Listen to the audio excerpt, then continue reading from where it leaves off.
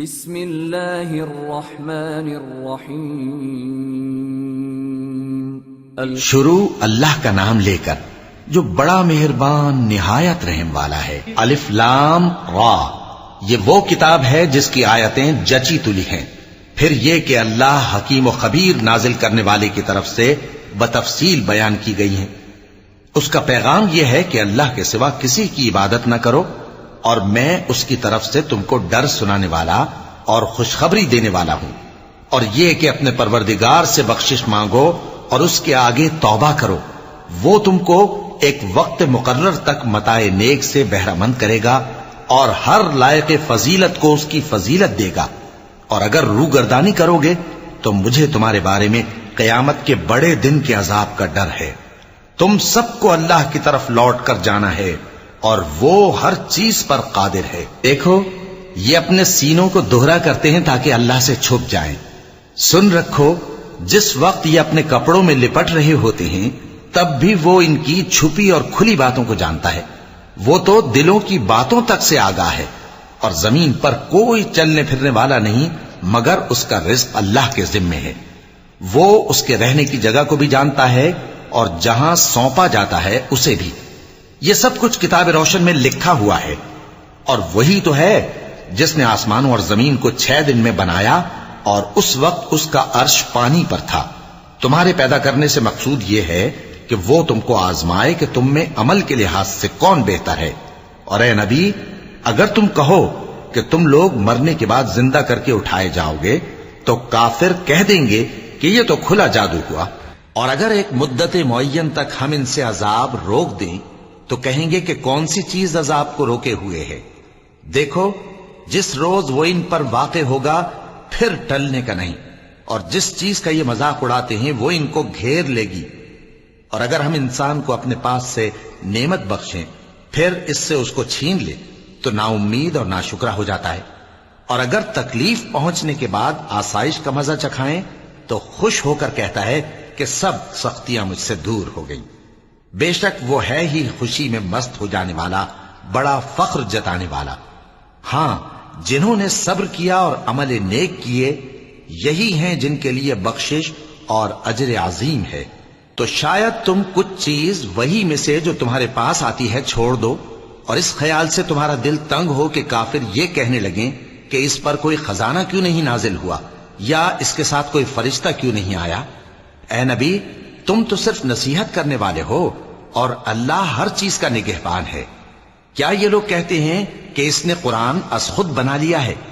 کہہ دو کہ اگر سچے ہو تو تم بھی ایسی 10 صورتیں بنا لاؤ، اور اللہ کے سوا جس جس کو بلا سکتے ہو بلا بھی لو۔ پس اگر وہ تمہاری بات قبول نہ کریں تو جان لو کہ یہ قرآن اللہ کے علم سے اترا ہے، اور یہ کہ اس کے سوا کوئی معبود نہیں۔ تو کیا تم لوگ اسلام لاتے ہو؟ جو لوگ دنیا کی زندگی اور اس کی زیب و زینت کے طالب ہوں، ہم ان کے اعمال کا بدلہ انہیں دنیا ہی میں دے دیتے ہیں، اور اس میں ان کی حق تلفی نہیں کی جاتی۔ یہ وہ لوگ ہیں جن کے لیے آخرت میں آتش جہنم کے سوا اور کچھ نہیں، اور جو عمل انہوں نے دنیا میں کیے سب برباد، اور جو کچھ یہ کرتے رہے سب ضائع ہوا۔ بھلا جو لوگ اپنے پروردگار کی طرف سے دلیل روشن رکھتے ہوں اور ان کے ساتھ ایک آسمانی گواہ بھی اس کی جانب سے ہو، اور اس سے پہلے موسیٰ کی کتاب ہو جو پیشوا اور رحمت ہے، تو کیا وہ قرآن پر ایمان نہیں لائیں گے؟ یہی لوگ تو اس پر ایمان لاتے ہیں، اور جو کوئی اور فرقوں میں سے اس سے منکر ہو تو اس کا ٹھکانہ آگ ہے۔ تو تم اس قرآن سے شک میں نہ ہونا، یہ تمہارے پروردگار کی طرف سے حق ہے، لیکن اکثر لوگ ایمان نہیں لاتے۔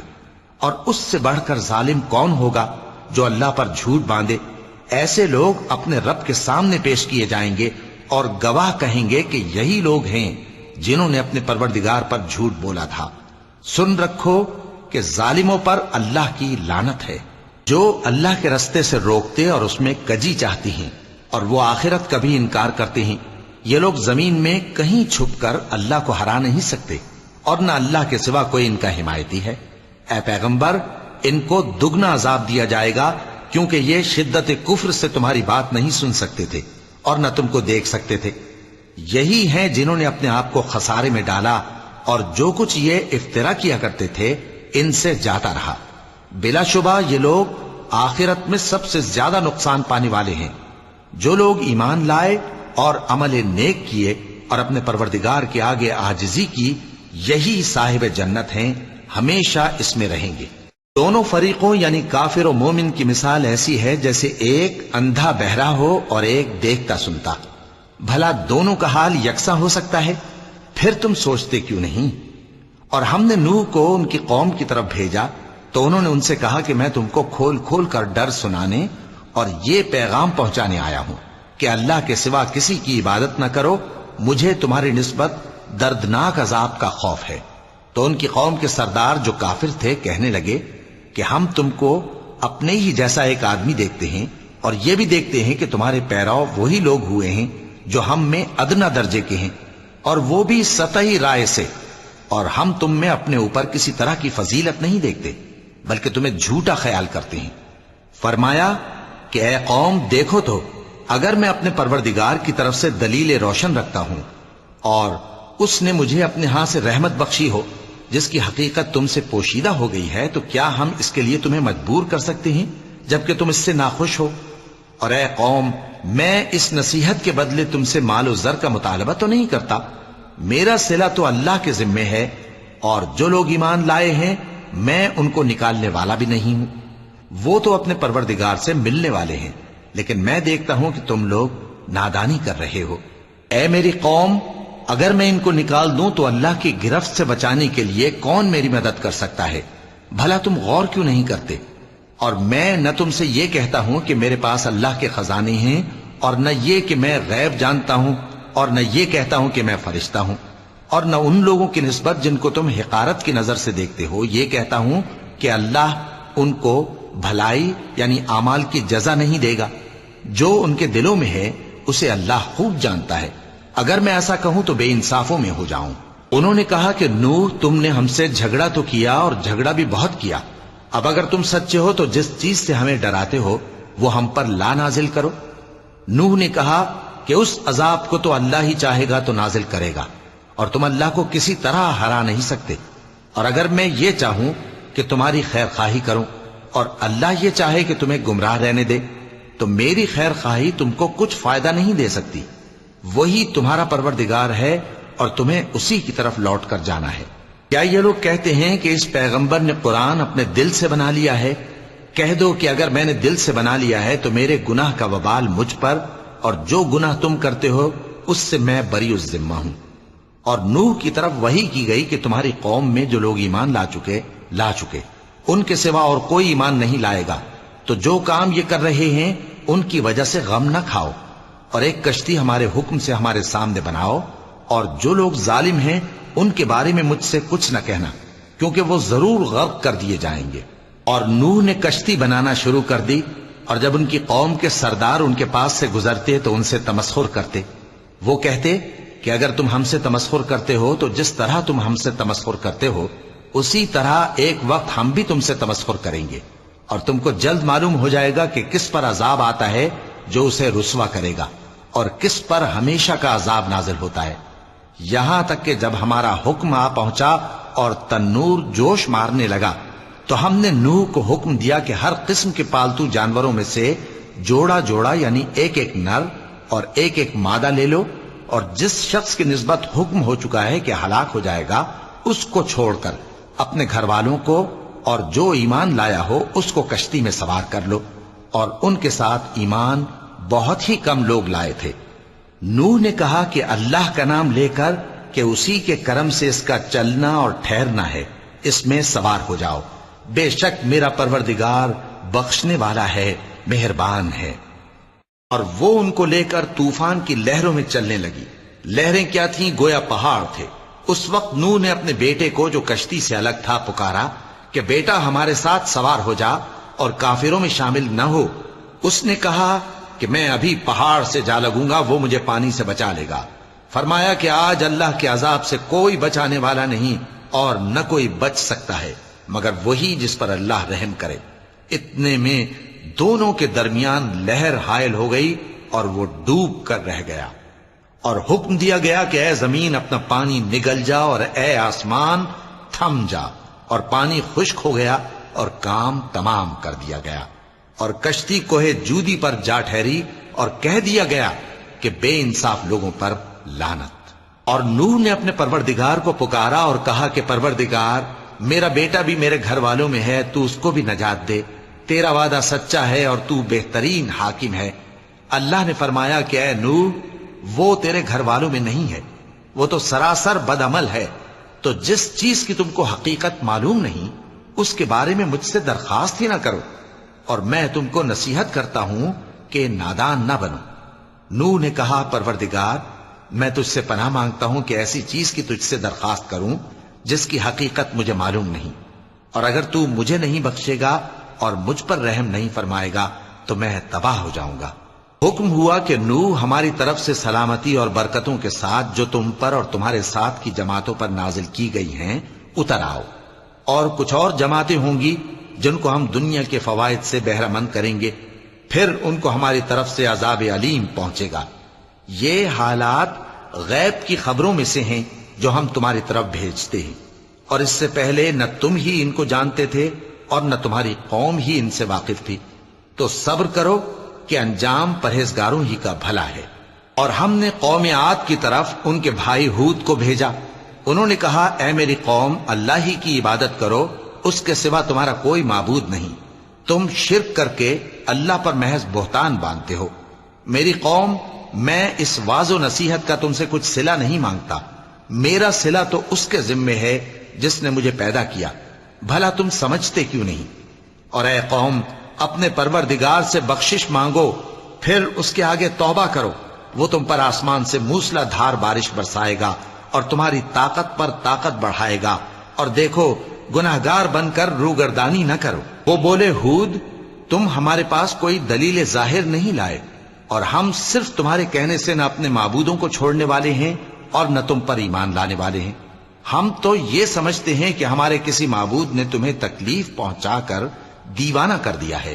انہوں نے کہا کہ میں اللہ کو گواہ کرتا ہوں اور تم بھی گواہ رہو کہ جن کو تم اللہ کا شریک بناتے ہو میں ان سے بیزار ہوں، یعنی جن کی اللہ کے سوا عبادت کرتے ہو، تو تم سب مل کر میرے بارے میں جو تدبیر کرنی چاہو کر لو اور مجھے مہلت نہ دو۔ میں اللہ پر جو میرا اور تمہارا سب کا پروردگار ہے بھروسہ رکھتا ہوں۔ زمین پر جو چلنے پھرنے والا ہے وہ اللہ کے قبضہ قدرت میں ہے، بے شک میرا پروردگار سیدھے رستے پر ہے۔ اب اگر تم روگردانی کرو گے تو جو پیغام میرے ذریعے تمہاری طرف بھیجا گیا ہے وہ میں نے تمہیں پہنچا دیا ہے، اور میرا پروردگار تمہاری جگہ اور لوگوں کو لا بسائے گا، اور تم اللہ کا کچھ بھی نہیں بگاڑ سکو گے۔ میرا پروردگار تو ہر چیز پر نگہبان ہے۔ اور جب ہمارا حکم عذاب آ پہنچا تو ہم نے ہود کو اور جو لوگ ان کے ساتھ ایمان لائے تھے ان کو اپنی مہربانی سے بچا لیا اور انہیں عذاب شدید سے نجات دی۔ یہ وہی قوم عاد ہے جس نے اللہ کی نشانیوں سے انکار کیا اور اس کے پیغمبروں کی نافرمانی کی اور ہر سرکش و متکبر کا کہا مانا، اور اس دنیا میں بھی لعنت ان کے پیچھے لگی رہی اور قیامت کے دن بھی لگی رہے گی۔ دیکھو قوم عاد نے اپنے پروردگار سے کفر کیا، اور سن رکھو قوم عاد پر پھٹکار ہے جو ہود کی قوم تھی۔ اور قوم سمود کی طرف ان کے بھائی صالح کو بھیجا تو انہوں نے کہا اے قوم، اللہ ہی کی عبادت کرو، اس کے سوا تمہارا کوئی معبود نہیں، اسی نے تم کو زمین سے پیدا کیا اور اس میں آباد کیا، تو اس سے مغفرت مانگو اور اس کے آگے توبہ کرو، بے شک میرا پروردگار نزدیک بھی ہے اور دعا کا قبول کرنے والا بھی ہے۔ انہوں نے کہا کہ صالح، اس سے پہلے ہم تم سے کئی طرح کی امیدیں رکھتے تھے، اب وہ منقطع ہو گئی۔ کیا تم ہم کو ان چیزوں سے منع کرتے ہو جن کو ہمارے بزرگ پوجتے آئے ہیں؟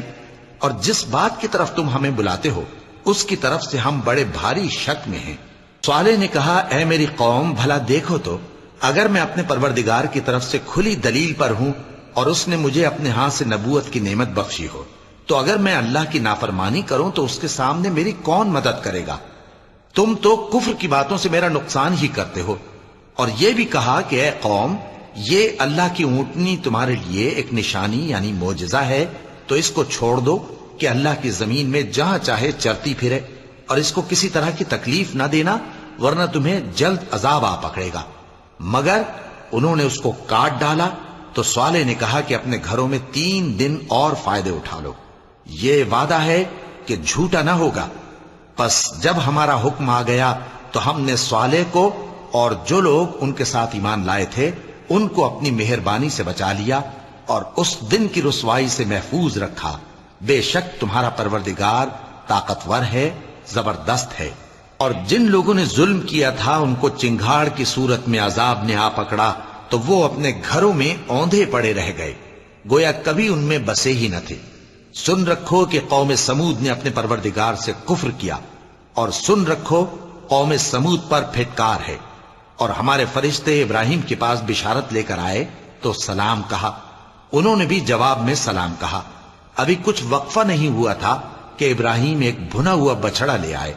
پھر جب دیکھا کہ ان کے ہاتھ کھانے کی طرف نہیں بڑھتے، یعنی وہ کھانا نہیں کھاتے، تو ان کو اجنبی سمجھ کر دل میں خوف کیا۔ فرشتوں نے کہا کہ خوف نہ کیجیے، ہم قوم لوط کی طرف ان کے ہلاک کرنے کو بھیجے گئے ہیں۔ اور ابراہیم کی بیوی جو پاس کھڑی تھی ہنس پڑی، تو ہم نے اس کو اسحاق کی اور اسحاق کے بعد یعقوب کی خوشخبری دی۔ اس نے کہا، اے میرے بچہ ہوگا، میں تو بڑھیا ہوں اور یہ میرے میاں بھی بوڑھے ہیں، یہ تو بڑی عجیب بات ہے۔ انہوں نے کہا، کیا تم اللہ کی قدرت سے تعجب کرتی ہو؟ اے اہل بیت، تم پر اللہ کی رحمت اور اس کی برکتیں ہیں، وہ لائق تعریف ہے، بڑا ہے۔ پھر جب ابراہیم سے خوف جاتا رہا اور ان کو خوشخبری بھی مل گئی تو قوم لوط کے بارے میں لگے ہم سے بحث کرنے۔ بے شک ابراہیم بڑے تحمل والے، نرم دل اور رجوع کرنے والے تھے۔ اے ابراہیم، اس بات کو جانے دو، تمہارے پروردگار کا حکم آ پہنچا ہے اور ان لوگوں پر عذاب آنے والا ہے جو کبھی نہیں ٹلنے کا۔ اور جب ہمارے فرشتے لوط کے پاس آئے تو وہ ان کے آنے سے غمناک اور تنگ دل ہوئے اور کہنے لگے کہ آج کا دن بڑی مشکل کا دن ہے۔ اور لوط کی قوم کے لوگ ان کے پاس بے تحاشا دوڑتے ہوئے آئے، اور یہ لوگ پہلے ہی سے انتہائی بےہودہ حرکتیں کیا کرتے تھے۔ لوط نے کہا کہ اے بھائیو، یہ جو میری قوم کی لڑکیاں ہیں یہ تمہارے لیے جائز اور پاک ہیں، تو اللہ سے ڈرو اور میرے مہمانوں کے بارے میں مجھے بے آبرو نہ کرو۔ کیا تم میں کوئی بھی شائستہ آدمی نہیں؟ وہ بولے، تم کو معلوم ہے کہ تمہاری ان بیٹیوں کی ہمیں کچھ حاجت نہیں، اور جو ہماری غرض ہے اسے تم خوب جانتے ہو۔ لوط نے کہا، اے کاش مجھ میں تمہارے مقابلے کی طاقت ہوتی، یا میں کسی مضبوط قلعے میں پناہ لے لیتا۔ فرشتوں نے کہا، اے لوط، ہم تمہارے پروردگار کے فرشتے ہیں، یہ لوگ ہرگز تم تک نہیں پہنچ سکیں گے، تو کچھ رات رہے سے اپنے گھر والوں کو لے کر چل دو، اور تم میں سے کوئی شخص پیچھے مڑ کر نہ دیکھے مگر تمہاری بیوی کے جو آفت ان پر پڑنے والی ہے وہی اس پر بھی پڑے گی۔ ان کے عذاب کے وعدے کا وقت صبح ہے، اور کیا صبح کچھ دور ہے؟ پھر جب ہمارا حکم آیا ہم نے اس بستی کو الٹ کر نیچے اوپر کر دیا اور ان پر پتھر کی تہ بتہ کنکریاں برسائیں جن پر تمہارے پروردگار کے ہاں سے نشان کیے ہوئے تھے، اور وہ بستی ان ظالموں سے کچھ دور نہیں۔ اور مدین کی طرف ان کے بھائی شعیب کو بھیجا تو انہوں نے کہا کہ اے قوم، اللہ ہی کی عبادت کرو کہ اس کے سوا تمہارا کوئی معبود نہیں، اور ناپ اور تول میں کمی نہ کیا کرو، میں تو تم کو آسودہ حال دیکھتا ہوں، اور اگر تم ایمان نہ لاؤ گے تو مجھے تمہارے بارے میں ایک ایسے دن کے عذاب کا خوف ہے جو تم کو گھیر کر رہے گا۔ اور اے میری قوم، ناپ اور تول انصاف کے ساتھ پوری کیا کرو، اور لوگوں کو ان کی چیزیں کم نہ دیا کرو، اور زمین میں خرابی کرتے نہ پھرو۔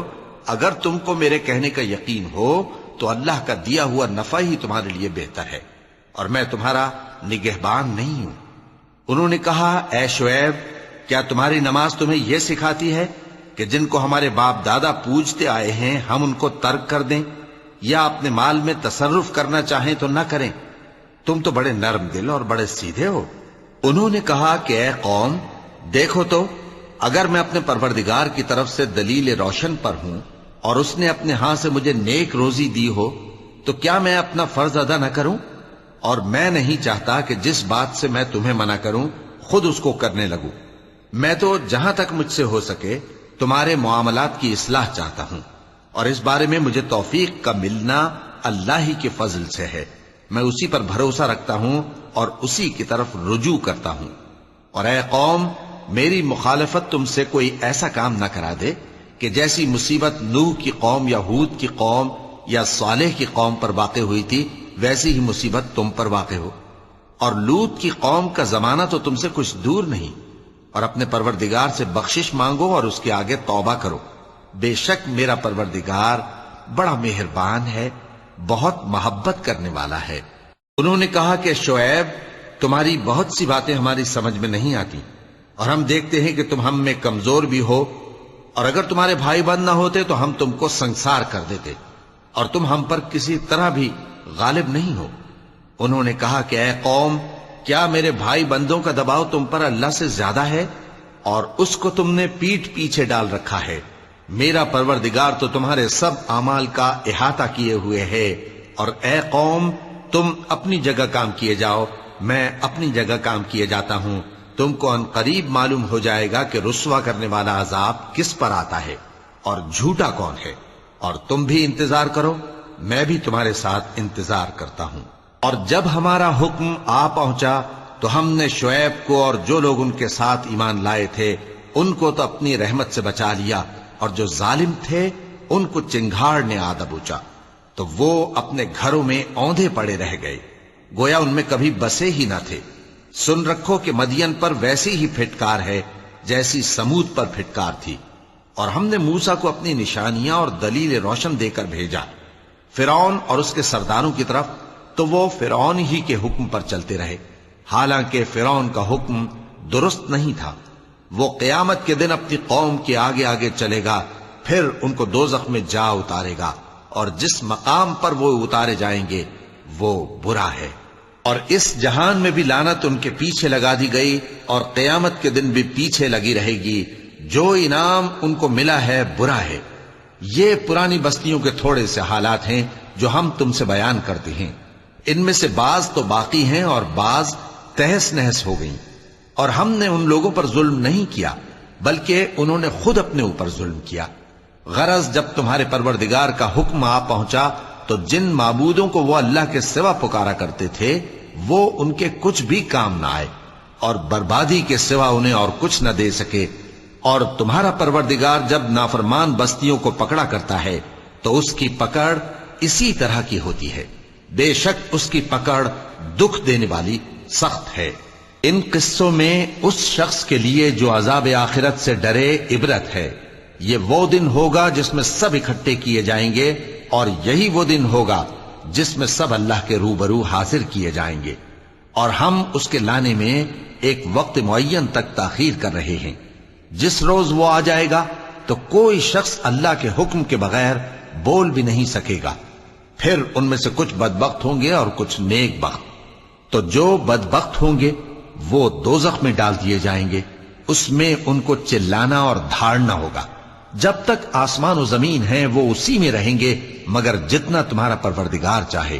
بے شک تمہارا پروردگار جو چاہتا ہے کر دیتا ہے. اور جو نیک بخت ہوں گے وہ بہشت میں داخل کیے جائیں گے، اور جب تک آسمان اور زمین ہیں ہمیشہ اسی میں رہیں گے مگر جتنا تمہارا پروردگار چاہے.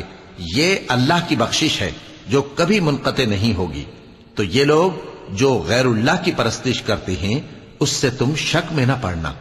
یہ اسی طرح پرستش کرتے ہیں جس طرح پہلے سے ان کے باپ دادا پرستش کرتے آئے ہیں، اور ہم ان کو ان کا حصہ پورا پورا بغیر کچھ کم کیے دینے والے ہیں. اور ہم نے موسیٰ کو کتاب دی تو اس میں اختلاف کیا گیا، اور اگر تمہارے پروردگار کی طرف سے ایک بات پہلے نہ ہو چکی ہوتی تو ان میں فیصلہ کر دیا جاتا، اور وہ تو اس کی طرف سے بڑے بھاری شک میں پڑے ہوئے ہیں.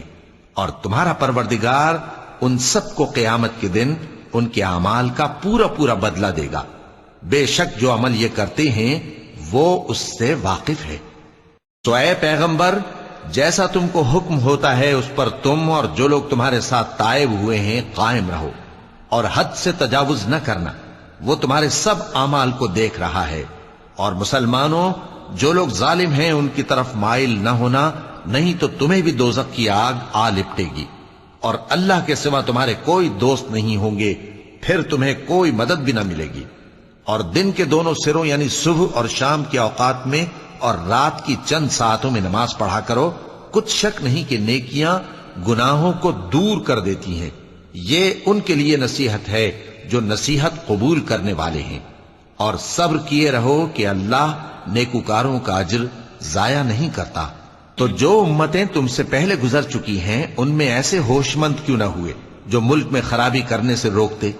ہاں ایسے تھوڑے سے تھے جن کو ہم نے ان میں سے نجات بخشی، اور جو ظالم تھے وہ انہی باتوں کے پیچھے لگے رہے جن میں عیش و آرام تھا، اور وہ گناہوں میں ڈوبے ہوئے تھے۔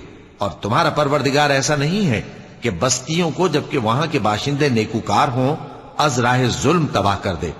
اور اگر تمہارا پروردگار چاہتا تو تمام لوگوں کو ایک ہی جماعت کر دیتا، اور وہ برابر اختلاف کرتے رہیں گے، مگر جن پر تمہارا پروردگار رحم فرمائے۔